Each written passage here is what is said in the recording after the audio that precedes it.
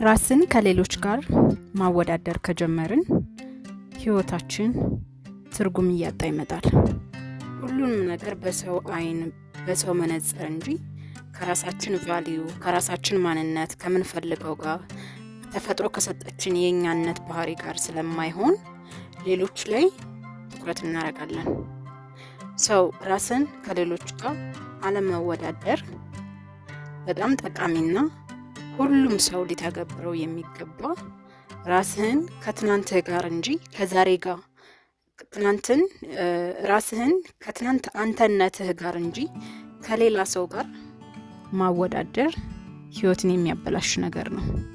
እያንዳንዱ ነገር ላይ አሁን በሶሻል ሚዲያ ዘመን በዲጂታል ዘመን ሁሉም ሰው ሶሻል ሚዲያ ላይ ፖስት የሚያደርገውን በማየት ሁሉም ሰው ወይም በሶሻል ሚዲያ የምታየው የአኗኗር ስታይል የእውነት ይመስልሃል። የእውነት ሊሆን ይችላል፣ ግን እሱ የሚያልፍበትን እውነተኛ ህይወት ስለማታውቅ ራስን ከሰው ጋር ታወዳድራለህ ማለት ነው። ሰው ራስሽን ከሰው ጋር ታወዳድራለሽ። ያን ደግሞ ዛሬ እንዳታድግ ትኩረትህን ሌሎች ላይ እንድታደርግ የምትሰራው ስራ ላይ የሚያስፈልግ ወይም ዛሬ ሰርተ ማለፍ የሚገባህ ቦታ ላይ ሳትሆን ራስን እያጣው ትመጣለህ። ማንነትህንም እየቀየርክ ይመጣል ማለት ነው። ስለዚህ ራስን ከሌሎች ጋር ማወዳደር ማቆም መጀመር አለብክ። ሁሉም ሰው በህይወት ውስጥ የራሱ የሆነ ጥሩ ነገር አለው። ህይወታችን በራሷ ጸጋ ነች። ያለህ እና የሌለህ ነገር ሁሉ ስለሚገባህ ወይም ስለማይገባህ አይደለም፣ ስለማይገባሽ አይደለም። ሰውን የሰራውን ያገኛል። ሁሉም ሰው የሰራውን የስራውን ውጤት የሐሳቡን ውጤት የእያንዳንዱ ድርጊት ውጤት ይኖረዋል። የሆነውን ይሆናል። ሳይሳካ ሲቀር እናማራለን። ነገር ግን ራሳችንን ስንቀይር እና አሰራራችንን የሆነን ነገር የምናደርግበትን መንገድ ስንቀይር ውጤታችንም አብሮ መቀየር ይችላል። ነገሮች ሁሉ ከራሳችን ከምናስበው ከአዋዋላችን ጋር ይገናኛል። የምንፈልገውን ነገር ካላገኘን መናደድ መበሳጨት አያስፈልግም። ህይወት ኢፍትሃዊ ነች ወይም ፍትሃዊ አይደለችም ብለን ማሰብ እንጀምራለን። ነገር ግን ሁሉም ነገር የሚጀምረው ከአይምሮ ነው። እስኪ ዛሬ በማመስገን ስላላችሁ ነገር እያሰባችሁ መልካሙን ነገር እያሰባችሁ የተወሰነ ጊዜ ከራሳችሁ ጋር አሳልፉ። ሁሉም ሰው የራሱን ጭንቀትና የራሱን ሁኔታ ለመርሳት በሳቅ በጨዋታ በሰዎች መከበብ ይመርጣል። ግን ችግርህ ከአይምሮ ውስጥ ነው እንጂ ሰዎች ጋር ጥላው አትቀርም። ስለዚህ ነገሮችን መረዳትና መጋፈጥ አለብን ማለት ነው። ሁሉም ውጤት ስራውን ይመስላል። ያ ማለት ዛሬ የት ነው ያልኩት? ምን እያደረኩ ነበር? የሚጠቅመኝ ነገር ላይ ነው ወይስ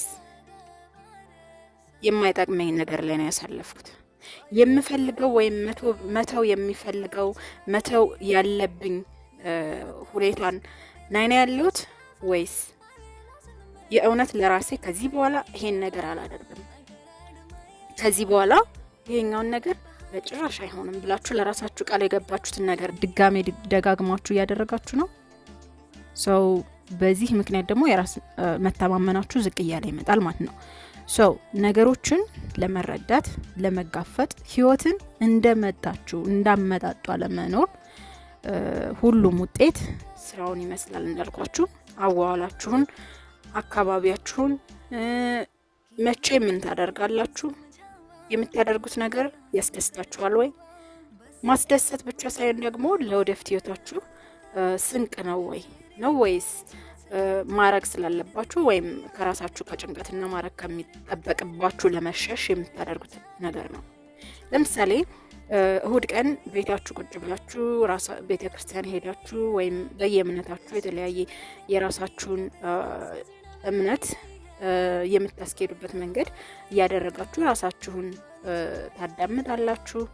ከዛን የሳምንቱ ቀናችሁን እሁድ ቀን ፕላን ታረጋላችሁ ወይስ ብቻችሁን ስትሆኑ በጭንቀት ወይም አሁን እያስጨነቃችሁ ስላለ ነገር ብቻ ለመሸወድ ከዛ ነገር ለመሰወር ብቻ ያንን ነገር ድጋሜ የሚያስጨንቃችሁ ነገር ላለማሰብ ብቻ ላለመጋፈጥ ብቻ ከማትፈልጉት ሰው ጋር ከማትፈልጉት ሁኔታ ለመዋል ነው የምታስቡት።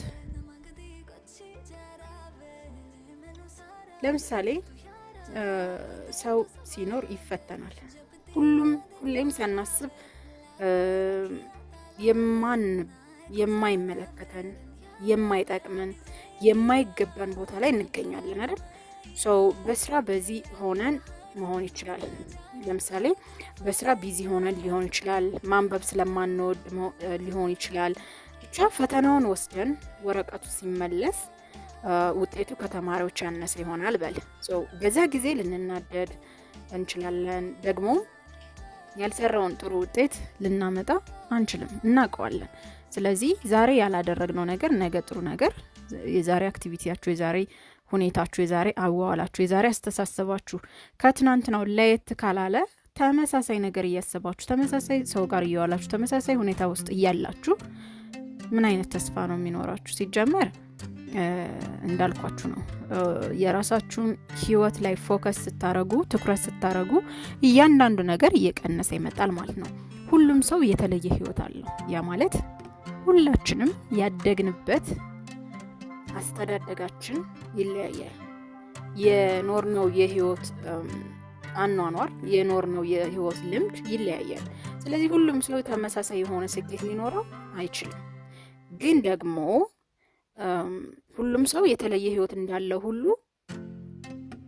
ህልማችሁም የተለያየ ነው የሚሆነው። የሆነ ሰው ለምሳሌ ሮል ሞዴላችሁ ሊሆን ይችላል። እሱ የመጣበትን መንገድ ሳታውቁ ጀስት ራሳችሁን ግን ከሰው ጋር ማወዳደር ራሳችሁንም ማንነታችሁንም በራስ መተማመናችሁንም ዝቅ እያደረገ ነው የሚመጣው ማለት ነው። ሁሉሙን ለማሳካት የሚሄድበት መንገድ አንደኛው ከሌላኛው ጋር ይለያያል። ሁሉም ሰው ያለው ጉልበት፣ ተነሳሽነት የተለያየ ነው። እንደ አኗኗሩ፣ እንደ ግቡ፣ እንደ ህልሙ ይለያያል ማለት ነው። ስለዚህ ህይወታችንን እንዴት መምራት እንዳለብን የምናውቀው እኛ ራሳችን ነን። ምክንያቱም ሌላው ሰው የውጭ ገጽታን በማየት ለምሳሌ ገጽታሽን የውጭ ሁኔታሽን በማየት እሷ እኮ ደስተኛ ናት ወይ እሷ እኮ አለባበሷ ደስ ሊልሽ ይችላል። ማታ ወይም ከባድ ጊዜያቶችን የምታሳልፍባቸው መንገዶች ግን ማንም አያውቅም ማለት ነው። ስለዚህ ስስቂ ላይሽ ይችላል። የሆነ ሰው ደስ ብሎሃል ሊልህ ይችላል። ውስጥን የምታውቀው አንተ ነህ። የውስጥን ሁኔታ የሚያቅልን ማንም የለም። ስለዚህ ስለ ሁሉም ነገር ተጠያቂው ስለ ህይወታችን እኛው ራሳችን ነን ማለት ነው።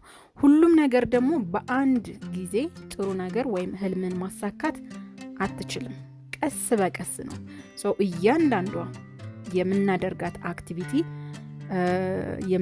ለራሳችን የምንሰጠው ዋጋ እያንዳንዱ ነገር እየቆየ ነው የሚከፍለን ማለት ነው። ባንዴ የሚሳካ ነገር የለም። አይ ነው ዛሬ ያለሽበት ሁኔታ፣ ዛሬ ያለህበት ሁኔታ አንተ ከሌሎች ያነስክ ሊመስል ይችላል። እመነኝ፣ አንተ ከማንም አታንስም። አንተ አኗኗርህ ከሌላ ሰው ሊለይ ይችላል።